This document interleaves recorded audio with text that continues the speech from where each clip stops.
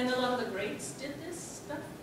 It was very experimental because it ended up with some really complex stuff. And for the most part, I will tell you that when you do this, your audience won't like it.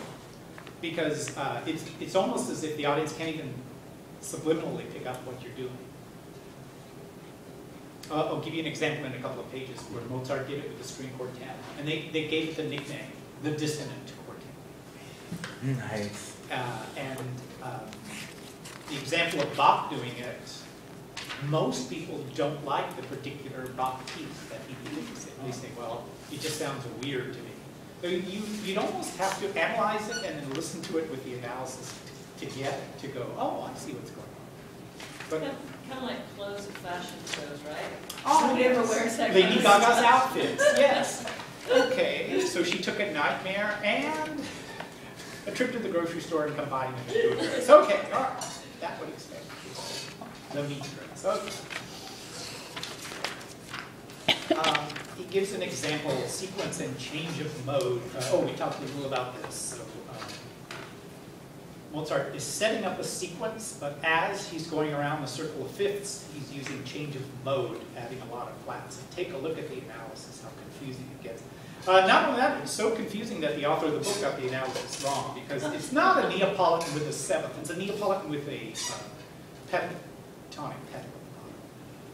It's not really a seventh count, but it's okay, as complex as it is. And here's where, do you remember me talking about guitar chords, which have no particular key associated with them?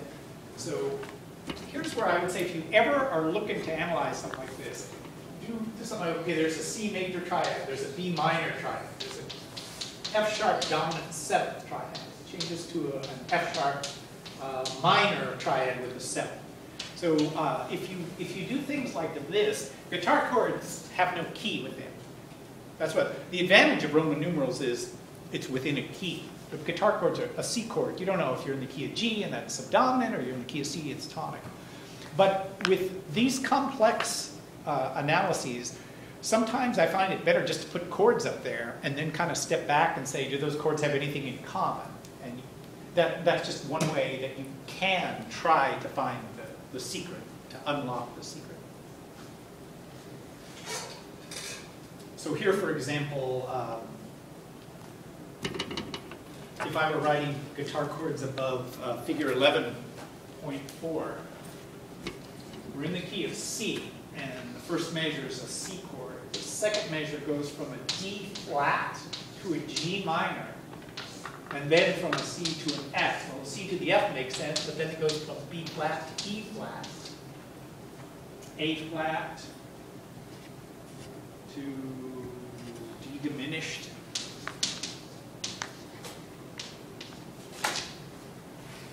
So as you can see, this kind of makes sense in the key of C. This doesn't at all. This does maybe, well, change of mode we can see.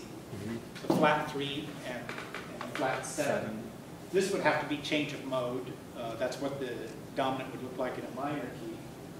And that would be our Neapolitan sing. So you can kind of, you see how I putting them up there, you can kind of juggle it around a little without the Roman numerals first. And then when you can add the Roman numerals, you say, okay, if we're in the key of C, we're going to call it 6. Let's change of mode, 1, 4, that's easy.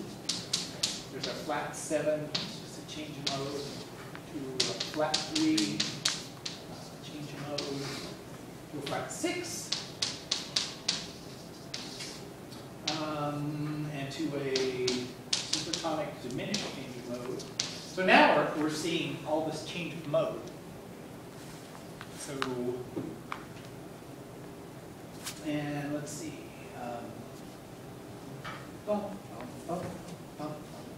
then we look at the root movement, and we see that it's, except for that first measure, the roots are going.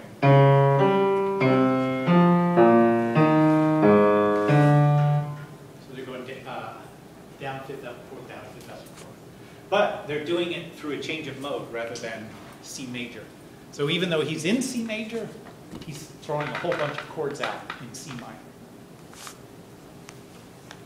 So yes, this would be quite taxing to try to analyze. It would take quite a bit of time and a lot of sitting and thinking.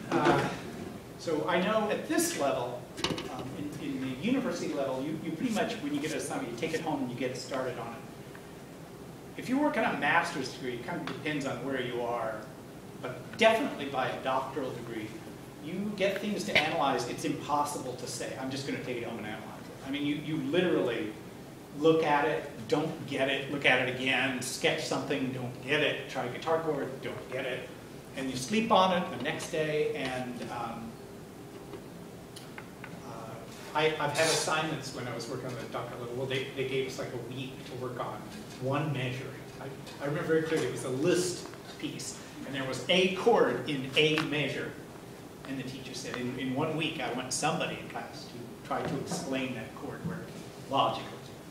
Not a typo, not a non-chord tone. I'll give you an example of that. And it was literally looking at it every day and going, well, that just doesn't make sense in that key, right? And then looking at it again, and then starting to go, well, what if it was borrowed from another key? Well, what key?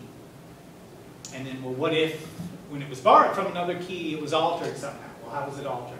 And then eventually going, well, here's my first guess, here's my second guess. So, and I know at this level, nobody, at the college level, nobody feels like they have time to do that. But if you really want to get into music, you want to become a professional or something, you have to learn how to do that, how to spread it out over days and just think about it. And if you want inspiration for it, that's what Einstein did. Well, what does that do for you? It gives you the ability to see at a higher level or a deeper level. And then you can compose at a different, I mean. Well, you could, but also, no, it gives you the ability to understand the depth of something. It's like when you well, it would definitely help you if you were performing it. But, you know, how many schools make you read Moby Dick or Catcher in the Rye? Well, you can read it for entertainment, but the teachers make you go, well, what's the whale's symbol of? And it makes you think that there's a story going on that isn't obvious in the book. And then you find, well, maybe there's another story beneath that. There's more than one layer. So this deep complexity,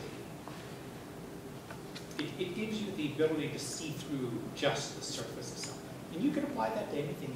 People, you see TV programs. People are always cliches in 30-minute programs.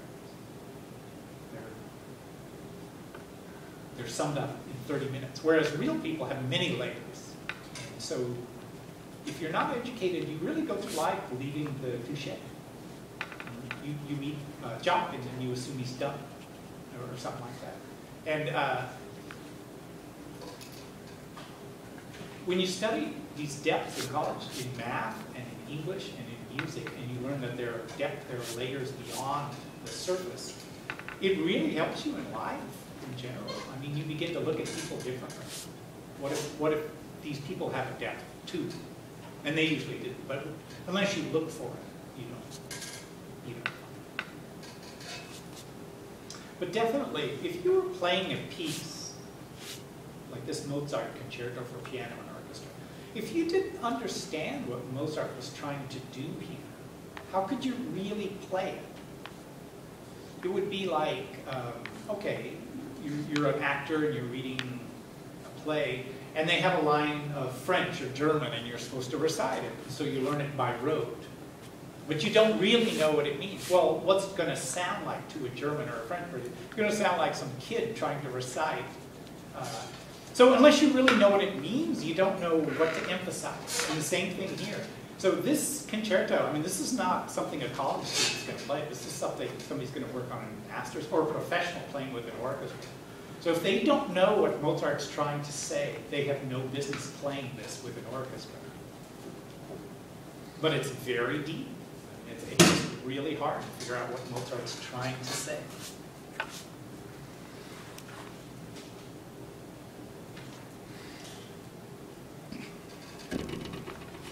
Skip over to 322, if you will. 322, interlocking.